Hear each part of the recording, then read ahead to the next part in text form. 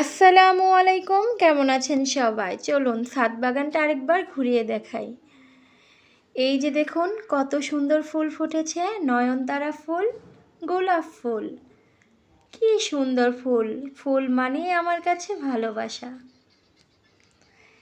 এদিকে আবার একটি বেগুন গাছে খুব সুন্দর একটি বেগুন ধরেছে। কত বড় তরতাজা ফ্রেশ বেগুন, সার মুক্ত বেগুন। এই বেগুনটা রান্না করলেও অনেক মজা লাগে খেতে।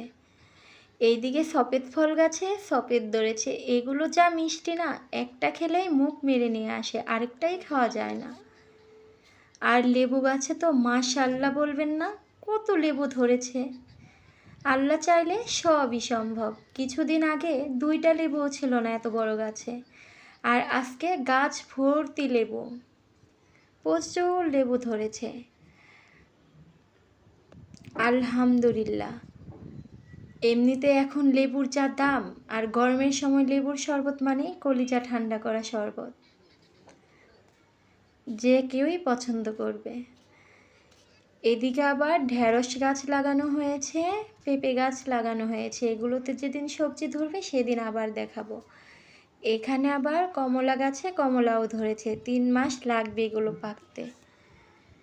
এই যে আমার ফলের রাজা আম, দেখেন এটাকে একদম আম রাজার মতোই লাগছে না? দেখতে একদম রাজা রাজা ভাব। সত্যি আমগুলো অনেক সুন্দর। এই যে দেখুন মাধবীলতা। আচ্ছা, এই ফুলের নাম কি মাধবীলতা ফুল? আমার তেমন একটা জানা নেই।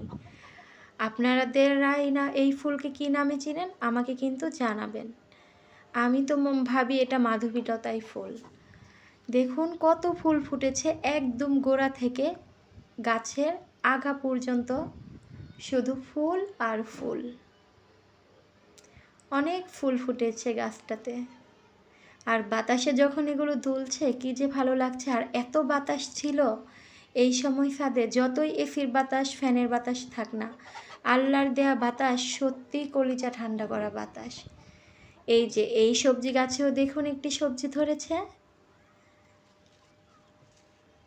ছাদ বাগানে এরকম 1-2টা সবজি পেলেও খুব শান্তি লাগে।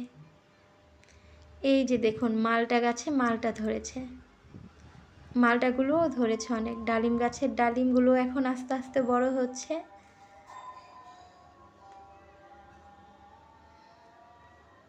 দেখতে দেখতে সন্ধ্যা হয়ে এলো, কিছুক্ষণ পরেই মাগরিবের আজান দিয়ে দিবে। পরিবেশটা এখন একদম নীরব হয়ে যাচ্ছে, সন্ধ্যা হয়ে আসছে। সবাই যার যার বাসায় ফিরছে, পশু পাখি মানুষ সবাই নিজ গন্তব্যে এই সন্ধ্যা হলে রাত হলে ফিরে। সত্যি। আল্লাহ হাফেজ।